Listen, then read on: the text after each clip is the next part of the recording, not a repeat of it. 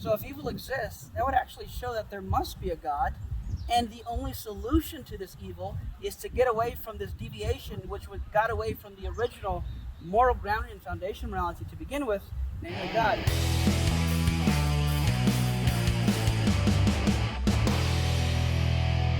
Have you ever wondered what it looks like, sounds like when you're out evangelizing on the street? Well, here's the guys from Maven Ministries, Tim and Eric, showing you how it's done. Okay, we are about to get a role play from the experts at Maven. Here we go. Dum-de-dum-de-dum-de-dum. Hey, sir, how you doing? What is the meaning of this? Hey, my name's Eric Hernandez. Nice to meet you. Hey, nice to meet you. Hey, what's your name? I'm Tim. Hey, Tim. Beautiful day, isn't it? Yeah. What's going on? I'm with my group. We're just doing some surveys about what people think about just, general views about reality. And I was just wondering if you'd be willing to take a few minutes of your time to help us out with this project. Okay. Yeah, so just a few questions. So to start off with, so would you say that you believe in God or a higher power? No. Oh, interesting. Okay. And why is that, if you don't mind me asking? Well, I think science is pretty clear that God doesn't exist. Interesting. And how did you come to that conclusion? How would that work? I'm a person of science, and I think, are you a person of faith? Oh, absolutely. Okay. So I wouldn't say that science excludes faith. In fact, if anything, I would say that to ask for scientific evidence of God, it's kind of like this. Tell me what you think. Could I share something with you if you don't mind? Okay. So suppose we're at the beach and I have this metal detector, right? Yeah. And after an hour of being on the beach, I come back to you and I say plastic doesn't exist. And when you ask me why, I say, well, because my metal detector didn't find any plastic. What do you think would be wrong with that assessment? Well, it's a metal detector, not a plastic detector. Sure. Now, if God exists, he would be a non-physical entity. Now, science is a wonderful discipline, but it is a discipline that is limited to only studying the physical world. So could you use science to try and, quote, investigate God like under a microscope, or are you trying to use a metal detector to look for plastic?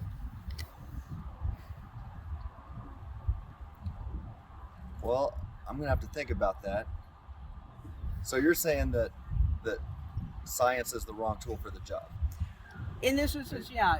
If you're going to look for something like, in other words, let's talk about Well, look, there's so many claims in the Bible that that science would show are false. Okay, so interesting point you bring up. Let me ask you this: if God existed, would he have existed prior to the Bible being written?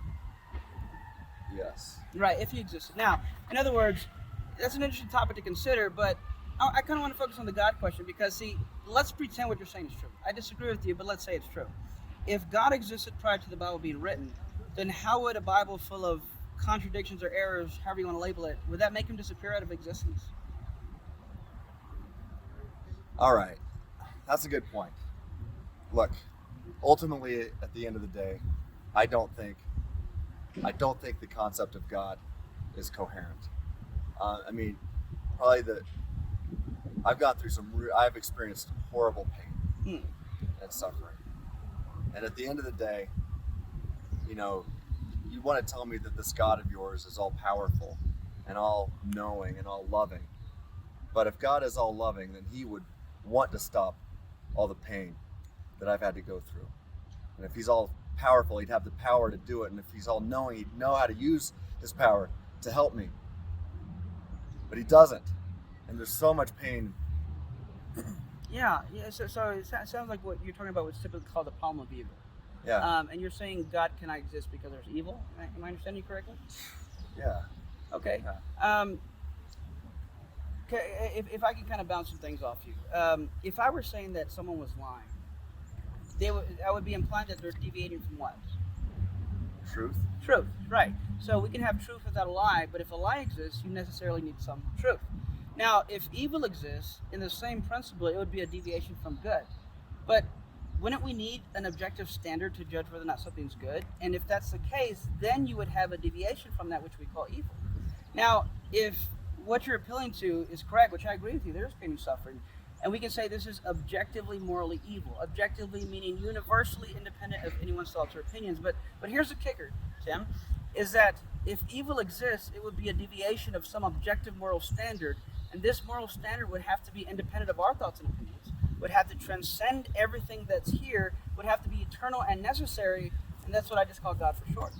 So if evil exists, that would actually show that there must be a God, and the only solution to this evil is to get away from this deviation, which got away from the original moral grounding and foundation morality to begin with, namely God. So it seems like the best solution to what you're saying is to devote your life to God and to get everyone to do the same and follow Jesus. You've really given me stuff to think about. Nobody's ever said to me before. Yeah, well, I'd love to follow up with you and get some resources, but hey, before we end this conversation, you think I could pray for you? Yeah. All right. But can I email with you and? Oh, absolutely. I'd love that. Okay. Yeah, you can pray for me. All right. And scene.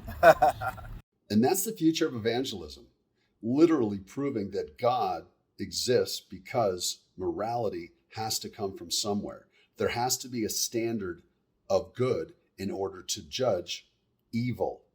Evil can't exist without good, and good can't exist without God. Great to see you today here on Distorted Me. Have a great day. God bless, and I love you.